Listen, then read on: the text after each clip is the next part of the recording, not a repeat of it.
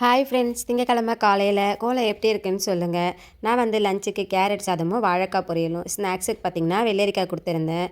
இன்றைக்கும் பார்த்திங்கன்னா முடக்கத்தான் தோசை தான் செஞ்சுருந்தேன். அதுக்கு வந்து சூப்பரான கார சட்னி வந்து சைட் டிஷ்ஷு. எல்லோரும் கிளம்புனதுக்கு அப்புறமா அப்படியே வீடியோ எடிட் பண்ணிகிட்டே உட்காந்துச்சேன்னா டைமே பார்க்கல. நான் வேறு 1:30க்கெலாம் சாப்பிட்றாளா, டைம் பார்த்திங்கன்னா 12:45 ஆகிடுச்சு. டக்குன்னு குழம்பு வைக்கணும், என்ன செய்யலான்னு யோசிக்கும்போது குருமா குழம்பு தான் ஞாபகம் வந்துச்சு. அது மட்டும் இல்லாமல் மதியானம் குருமா குழம்பு வச்சுட்டா நைட்டு இட்லி தோசைக்கும் அதே செஞ்சுக்கலான்னு சொல்லிட்டு ஒரு 1 பார்ட் குருமா தான் வந்து செஞ்சேனே. இது வந்து ரொம்ப நேரம் கொதிக்க வைக்க வேணாம். குக்கரில் எல்லாத்தையும் தாளித்து விட்டுட்டு ஒரு 4 விசில் மட்டும் விட்டால் போதும். காயெல்லாம் நல்லா சாஃப்டாக வெந்திருக்கும். சாப்பாட்டுக்கும் வந்து நம்ம ஊற்றிக்கலாம்.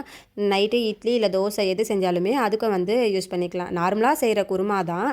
நம்ம என்ன மசாலா காய்கறி எல்லாமே பார்த்திங்கன்னா கடாயில் போட்டு தாளித்து கொதிக்க விடாமல் குக்கரில் போட்டு ஒரு 4-5 விசில் மட்டும் விட்டால் போதும். நான் நினச்ச மாதிரியே 1/2 hour குருமா ரெடி ஆகிடுச்சு. நான் வந்து வாழைக்காய் அவ்வளோவா சாப்பிட மாட்டேன். அதனால் எனக்காக 2 ஆம்லேட் போட்டுக்கிட்டேன். சாப்பாடு வந்து கொஞ்சமாகவும் 2 ஆம்லேட்டு, காய்கறி வந்து நிறைய வச்சுக்கிட்டேன். குருமாவில் இருந்த காய்கறி தான். அவசர குருமாவாக இருந்தாலும் டேஸ்ட்டு சூப்பராக இருக்கும்.